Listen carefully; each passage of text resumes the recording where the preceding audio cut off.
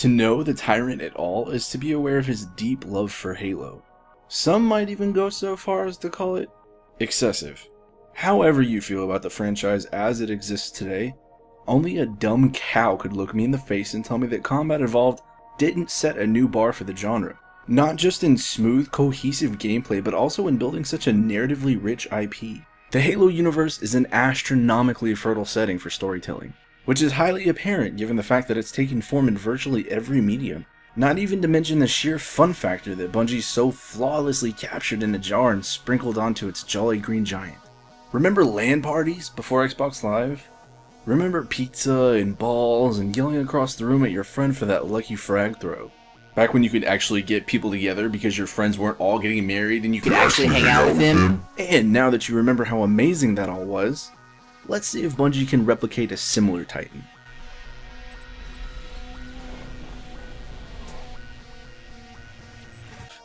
You play as a Guardian. What does that mean exactly? Who are Guardians? What separates them from people like you and me? We don't actually know because the story is shit, but we'll get to that in Chapter 3. Don't skip ahead! It is, however, contextually evident that you're meant to save the universe from the darkness, or some equally generic opposing force. What is the darkness, you might ask? See Figure 1. As this unnamed savior of mankind, you travel around the solar system, taking quests and slaying various enemy factions. On the way, leveling up and earning equipment, abilities, and subclasses to make that process even more engaging and tactical. You can play the game alone, but you're missing out on quite a bit going solo. The idea is to team up with 2 others and complete a fire team for optimal fun game time!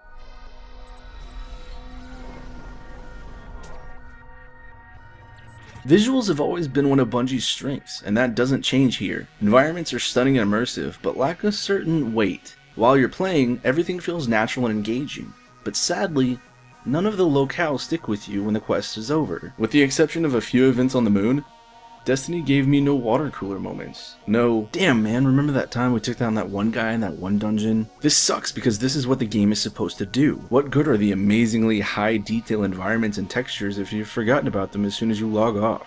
That's like having a conversation with a hot dumb girl. If she's not right in front of your face giving you something to stare at, you have no interest in her whatsoever, and she'll have no substantial impact on you when you part ways. It's not content, it's filler.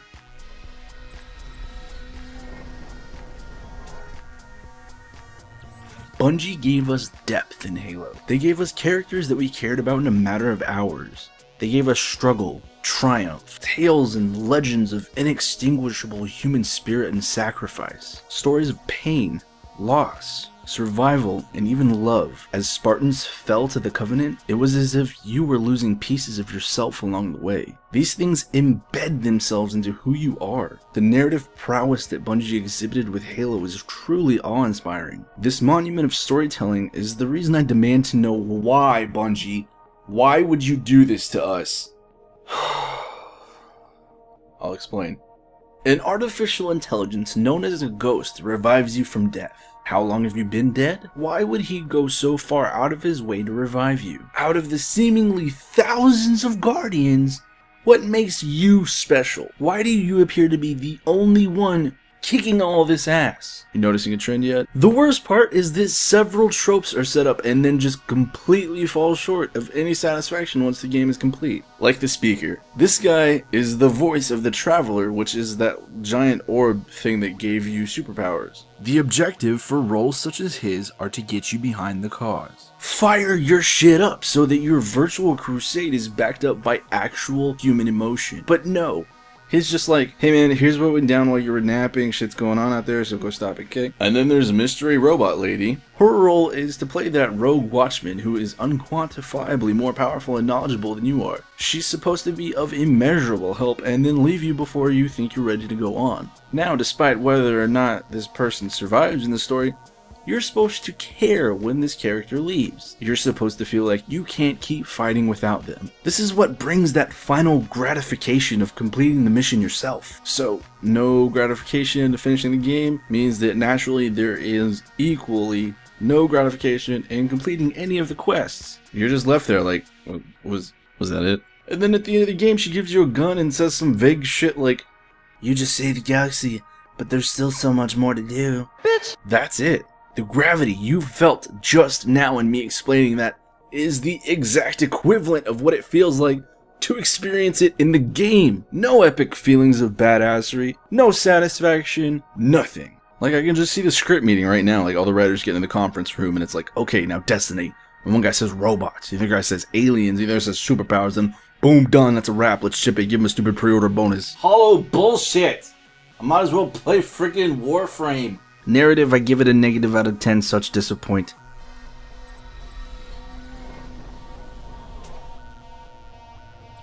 Saving this game from my unadulterated righteous fury is the brilliantly polished gameplay. Controls and handling are exactly as you'd expect from a group that mastered shooters. Luckily, Bungie actually delivers in this category. Weapons aren't generated in blinding numbers like in Borderlands, but you'll find yourself swapping out every 1 or 2 quests. You'll have a gun just long enough to get used to it before a stronger blaster shows up. At the beginning of the game, you'll get to choose from 3 classes. Hunters are swift and rain down precision gunfire.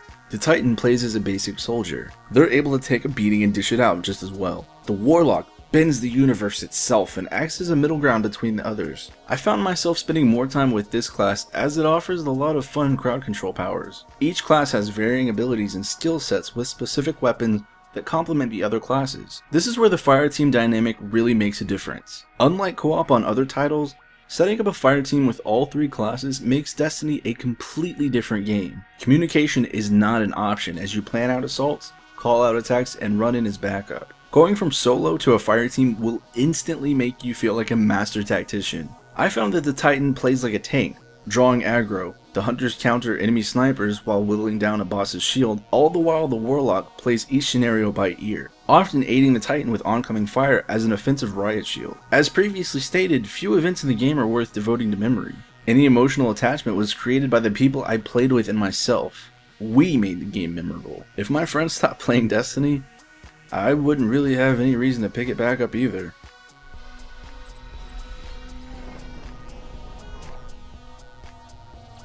The ear candy in this game is another plus. The script is repulsively mediocre, but that doesn't necessarily mean the performances are. P-Dink is a brilliant actor, and lucky for us, he plays your ghost, which is your little robotic helper friend. No, not that one. No. She's not even a robot! Stop. Another thing you can bet on is that this game has a superb score. My boy Marty O'Donnell was on this piece, and it's hard to see him go, but at least he left Bungie with the most substantial content you'll get out of Destiny. The tracks conjure up feelings of a godlike status as you mow through hordes of boilerplate enemies. Marty O'Donnell is probably the best part of Destiny. It's too bad they cut him.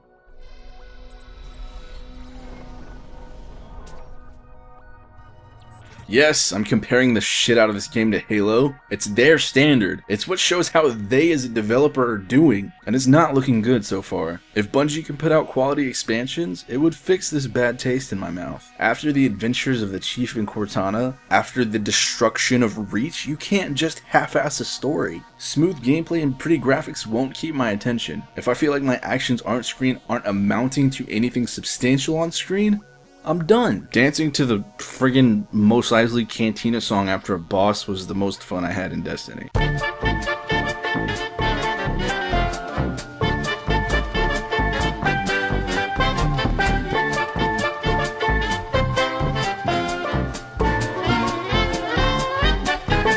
For making me smash buttons to skip cutscenes, once again giving me a reason to call up my friends to log on, leaving me empty after the most intense missions, and making me feel like freaking Achilles murking these fools, Destiny gets a 7 out of 10.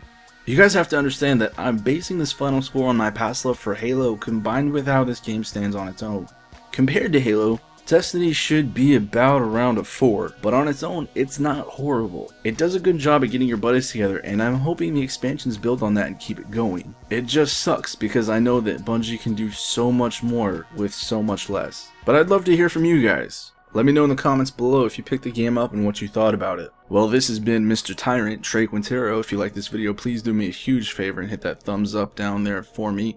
Subscribe if you haven't already, share us with your friends, it helps us out so much. You can follow us on Facebook, Twitter, and keep up with all RPG activity at rumblepackgaming.com. As always, thank you for watching.